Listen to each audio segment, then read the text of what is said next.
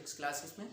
इससे पहले वाले वीडियो में हमने 8 अंक का प्रश्न पढ़ाया था आवी विधि से समीकरण का हल, और 8 नंबर के 3 क्वेश्चन आते हैं। ये 24 अंक होते हैं कुल मिला के। अब 8 अंक का दूसरा क्वेश्चन हम आपको करा रहे हैं। ये आपका 7.11 प्रश्नावली से होगा, और इससे सबसे पहले हम निश्चित समाकलन कहते हैं इसे, और इसके त्रिगुण जो है हम आपको बता रहे हैं। तो पहला त्रिगुण है आपका, अगर a से b fx dx अगर है, अगर हम इसे t मान लेते हैं तो इसके लिमिट पर कोई भी प्रभाव नहीं पड़ता है। दूसरा इसका पहला त्रिगुण होगा इसका a से b fx dx। अगर हम लिमिट को ऊपर से नीचे, नीचे से ऊपर करें, यानी इनका स्थान को परिवर्तन करें, तो इसका जो है चिन्ह बदल जाता है, चिन्ह आ जाता है। फिर आपका त्रिगुण नंबर 2 है, a से b लिमिट है बराबर, फिर हम तीसरी संख्या ऐसे लेते हैं, यानी c से a fx dx plus b से c fx dx। जब ये कब लगा सकते हैं, जब a b c हमारी जो है एक वास्तविक संख्याएं हैं।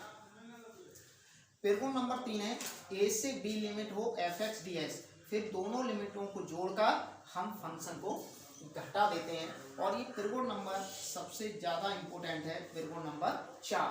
0 से अगर लिमिट होती है fx dx, फिर हम लिमिट में से फंक्शन को घटा देते हैं। इसी पर आपका 8 अंक का क्वेश्चन जो है बोर्ड में आता है।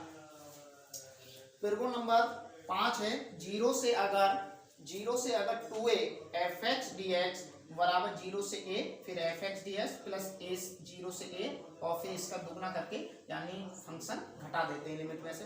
त्रिगुण नंबर 6 है, इसकी पहली स्थिति है 0 से अगर 2a fx dx है, तो अगर हम लिमिट में से कॉमन ले लें, ये कब ले सकते हैं, जब अगर हमें लिमिट में से, इस वाले में से अगर ये फंक्शन घटा रहे हैं, तो हमारा जो फंक्शन है वो अगर हमारा प्लस का प्राप्त होगा, तभी ये वाली हम स्थिति को लगा सकते हैं। फिर इसकी सेकंड स्थिति है 0 से 2a fx dx, ये हमारा 0 के बराबर कब होगा, जब हमारा ये फंक्शन है, फंक्शन लिमिट में से फंक्शन घटाएंगे तो ये जो है माइनस का प्राप्त होगा।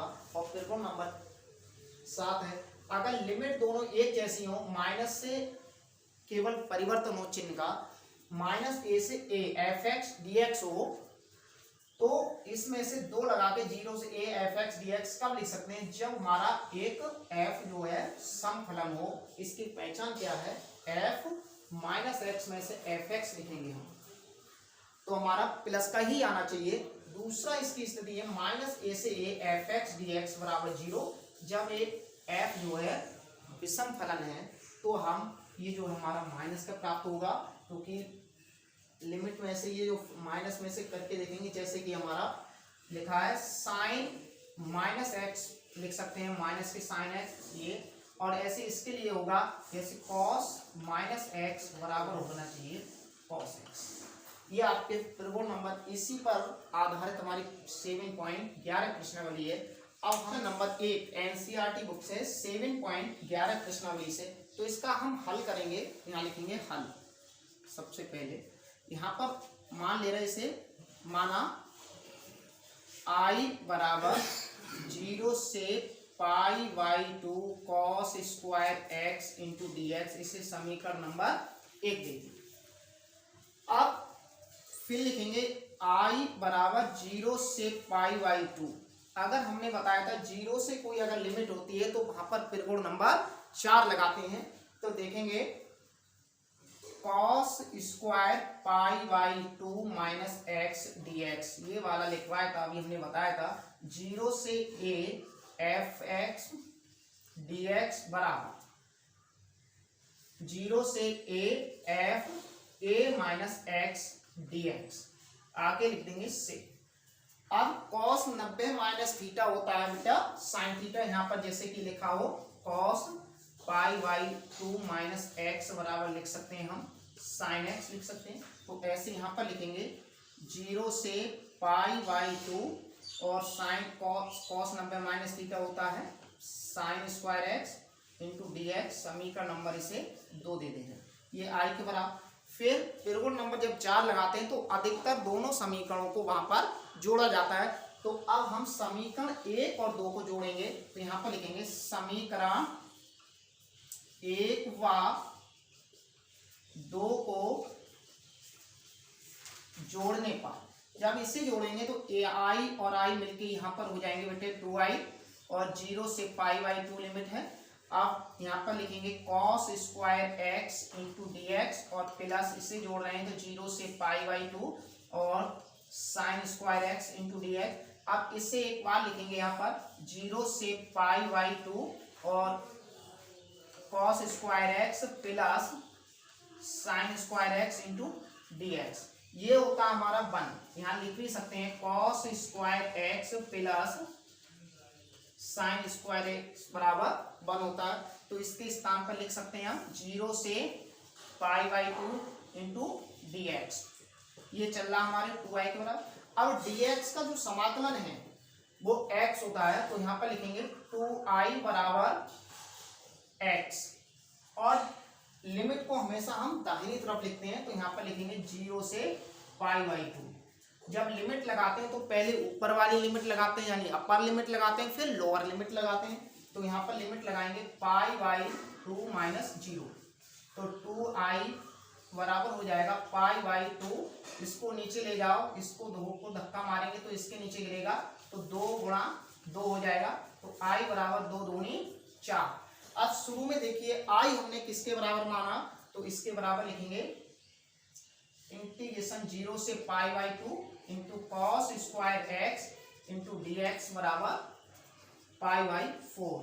ये इस सवाल का आंसर हो गया, और ऐसे करके आएंगे तो आपको ये पूरे मार्क्स मिलेंगे। अब इसका क्वेश्चन नंबर 2 देखते हैं। क्वेश्चन है तो बिल्कुल पहले करा था उसी के अनुसार करेंगे। तो यहाँ पर लिखते हैं हल, तो यहाँ लिखेंगे माना i बराबर 0 से π/2 under root sine x upon under root sine x plus under root cos x to d x. इसे समीकरण नंबर हम 1 दे रहे हैं, तो इसे समीकरण नंबर 1 देंगे बेटे। तो अब हम दूसरी समीकरण में यहाँ पर लिखेंगे i इज इक्वल टू 0 से π/2 अंडर रूट। यहाँ पर देखिए लिमिट हमारी 0 से π/2 है, तो हमारा त्रिकोण नंबर ये लगेगा 0 से a F x D x बराबर 0 से a F a minus x into d x. आगे लिखेंगे से, तो साइन यहाँ पर होगा π/2 माइनस एक्स इंटू, और नीचे होगा साइन π/2 माइनस एक्स, और यहाँ पे लिखेंगे cos π/2 माइनस एक्स, यहाँ पर dx। जैसे कि त्रिकोण नंबर 4 में लिखा है 0 से a F x D x, यानी लिमिट में से फंक्शन घटाया, वैसे हमने लिमिट में से ये फंक्शन ये वाला देखो घटा रहे हैं, ये भी घटा रहे हैं, ये भी घटा। तो i बराबर हो जाएगा 0 से π/2 साइन 90 माइनस थीटा होता है cos थीटा। तो यहाँ पर लिखा है साइन, यहाँ पर π/2 माइनस एक्स लिखा है, तो यहाँ पर होगा cos x।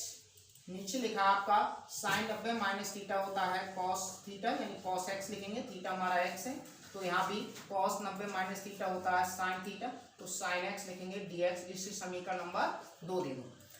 ज्यादातर त्रिकोण नंबर जब हम 4 लगाते हैं तो वहां पर दोनों समीकरणों को हम जोड़ते हैं, तो समीकरण 1 और 2 को यहाँ पर लिखेंगे, जोड़ेंगे।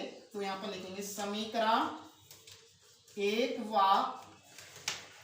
2 को जोड़ने पर, इसको जोड़ेंगे तो i और i मिलके हो जाएंगे 2i इंटीग्रेशन 0 से π/2 अंडर रूट में sine x upon under root sine x plus under root cos x to d x, plus integration दूसरी समीकरण में लिखा है 0 से π/2 अंडर रूट कॉस x, फिर लिखा है under root cos x plus under root sine x into d x. जब हम इसे जोड़ेंगे तो 0 से π/2, नीचे का देखो हर एक जैसा, भले ही इनका क्रम चेंज है बेटा, जब हर एक जैसा हो तो नीचे का हम एक बार लिखते हैं, तो under root sine x plus under root cos x, ऊपर ज्यों का त्यों लिखेंगे sine x plus cos x. अब देखो नीचे का दोनों ऊपर और नीचे एक जैसे हैं, तो हम इसे काट सकते हैं। यहाँ पर बचा हमारा 2i बराबर 0 से pi by 2 into d x. अब dx का जो समाकलन होता है वो x होता है, तो यहाँ पर लिखेंगे x 0 से पाई बाई 2, यहाँ पर लिख भी दे रहे हैं dx बराबर x होता है। तो पहले हम लगाएंगे ऊपर वाली लिमिट यानी अपर लिमिट लगाएंगे, तो यहाँ पर लिखेंगे पाई बाई 2 माइनस, फिर माइनस लगा के नीचे वाली लिमिट लगाते हैं हम लोअर लिमिट, तो 2i बराबर हो जाएगा पाई बाई 2, फिर 2i बराबर होगा, इसको 2 को धक्का मारो इसके नीचे गिरेगा, पाई 2 गुणा 2 हो जाएगा, तो i बराबर होगा 2 दूनी 4। अब देखिए i हमारे किसके बराबर है समीकरण 1 में, तो i के बराबर ये लिख दे रहे हैं 0 से pi by 2 under root sine x upon under root sine x plus under root cos x into d x बराबर पाई बाई 4। ये हमारा इस क्वेश्चन का आंसर है। अब क्वेश्चन नंबर हम 3 करते हैं, 7.11 का। अब इसे हल करेंगे, लिखेंगे हल। माना i बराबर 0 से पाई बाई 2 साइन 3/2 पावर और x अपॉन नीचे होगा साइन की पावर 3/2 x प्लस कॉस की पावर 3/2 x dx। हमने कुछ नहीं करा, केवल हमने i बराबर मान के पूरा ही क्वेश्चन उतार दिए। अब इस क्वेश्चन को ये वाला उतार दिए, इसे समीकरण नंबर 1 दे दिए। अब 0 से जब कुछ लिमिट होती है तो वहां पर त्रिकोण नंबर हम 4 का ही इस्तेमाल करते हैं, तो यहाँ पर लिखेंगे i बराबर 0 से पाई बाई 2, यहाँ पर त्रिकोण नंबर 4 लगाएंगे तो साइन की power 3/2 pi by 2 minus x, और नीचे भी ये लिखेंगे साइन 3/2 और पाई बाई 2 माइनस एक्स होगा, plus cos 3/2 pi by 2 minus x into d x. यहाँ पर लिख दे रहे हैं त्रिकोण नंबर 4 से 0 से a F x D x बराबर 0 से a F a minus x into d x से। अब साइन 90 माइनस थीटा कॉस होता है, तो यहाँ पर हमने 0 से पाई बाई 2 लिमिट है, साइन की जगह पे यहाँ पर कॉस भर दिया हमने, 3/2 एक्स होगा, और नीचे भी यहाँ पर साइन की पावर 3/2 और इंटू एक्स, यहाँ पर साइन 90 माइनस थीटा कॉस होता है, तो कॉस की power 3/2 x plus cos 90 minus theta होता है यहाँ साइन की power 3/2 x into d x. यहाँ पर समीकरण नंबर 2। अब समीकरण 1 और 2 को जोड़ने पर, तो यहाँ पर लिखेंगे समीकरण 1 व 2 को जोड़ने पर, जब इसे जोड़ेंगे तो i और i 2i हो जाएगा, 0 से बेटे पाई बाई 2 होगा। जब इसे जोड़ेंगे तो लिखेंगे साइन की पावर 3/2 एक्स, और नीचे लिखा आपका साइन की पावर 3/2 एक्स प्लस कॉस की power 3/2 x into d x plus 0 से पाई बाई 2 लिमिट है, यहाँ पे लिख दो कॉस की पावर 3/2 एक्स, और यहाँ पे होगा कॉस की पावर 3/2 एक्स प्लस साइन की power 3/2 x into d x. जब नीचे का हर एक जैसा हो, दोनों का हर एक जैसा है मगर क्रम चेंज है, प्लस में कहीं भी लिख दो कोई भी फर्क नहीं, तब इसका हर एक जैसा है तो यहाँ पर लिखेंगे 0 से पाई बाई 2। जब नीचे का हर एक जैसा होता है तो उसे हम नीचे का एक बार लिखते हैं, तो साइन की पावर 3/2 एक्स, और यहाँ पर हो जाएगा कॉस की पावर 3/2 एक्स, ऊपर जो का क्यों होगा तो 3/2 एक्स प्लस कॉस की power 3/2 x into d x. अब ऊपर और नीचे एक जैसा है तो इसलिए काट दी, तो यहाँ पर क्या बचा 1 बचा, तो यहाँ पर लिखेंगे 2i 0 से पाई बाई 2 लिमिट है, यहाँ पर dx हो गया। अब dx का समाकलन क्या होता है, x होता है। लिमिट को हमेशा हम दाहिनी तरफ लिखते हैं, तो इंटीग्रेशन dx बराबर x होता है। अब ये चल रहा है 2i के बराबर, तो पहले हम ऊपर वाली लिमिट लगाते हैं। हमेशा पहले हम अपर लिमिट लगाते हैं, तो यहाँ पर लिखेंगे पाई बाई 2 माइनस 0, तो 2i बराबर हो जाएगा पाई बाई 2। इसको धक्का मारो, इसके नीचे गिरेगा, तो i बराबर होगा, तो पाई 2 गुणा 2 हो जाएगा, तो i बराबर 2 दूनी 4। अब देखिए समीकरण 1 में हमने i बराबर क्या माना है वो लिख दीजिए। समीकरण 1 में लिखा है इंटीग्रेशन 0 से पाई बाई 2, फिर साइन x अपॉन फिर कॉस, यहाँ पे लिखा है sine power 3/2x plus cos की पावर 3/2x dx बराबर पाई बाई 4। ये इस क्वेश्चन का आंसर।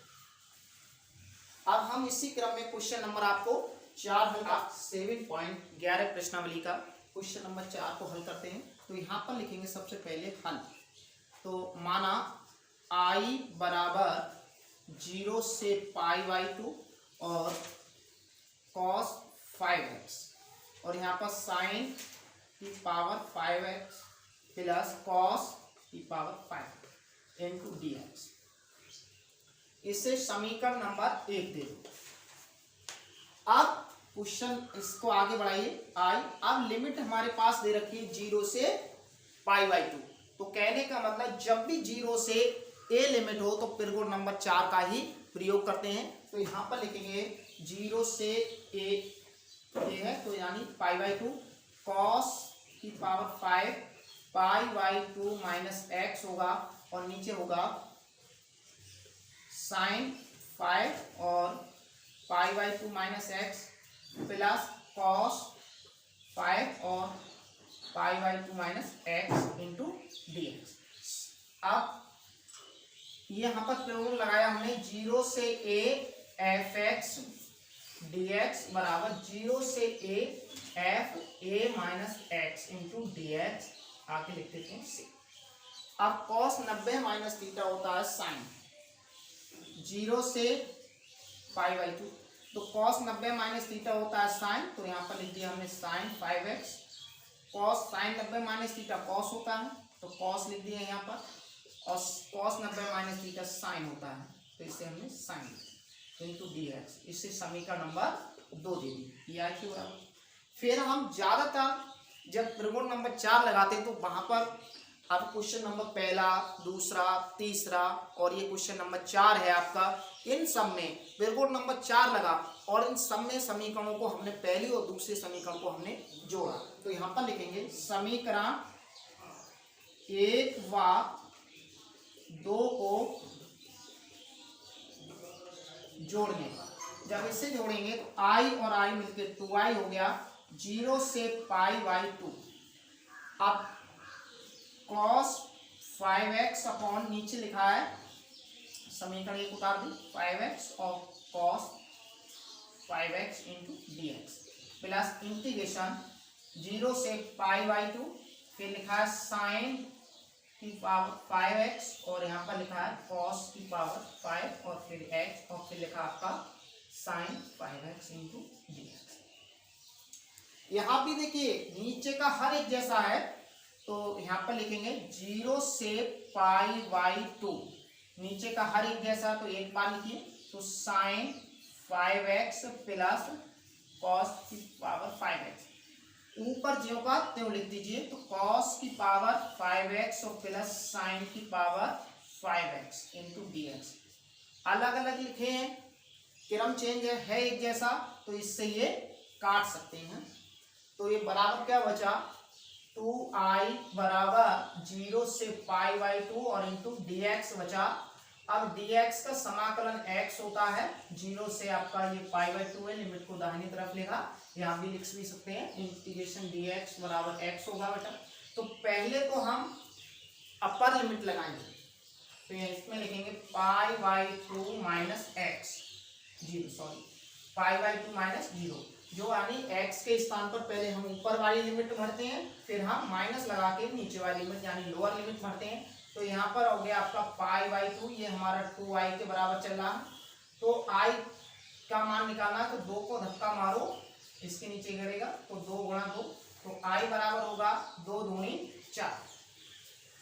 अब समीकरण 1 में देखिए i बराबर क्या लिखा है, उससे लिख दीजिए इंटीग्रेशन 0 से π/2 और cos 5x अपॉन साइन की पावर 5x प्लस cos की पावर 5x इंटू dx बराबर π/4।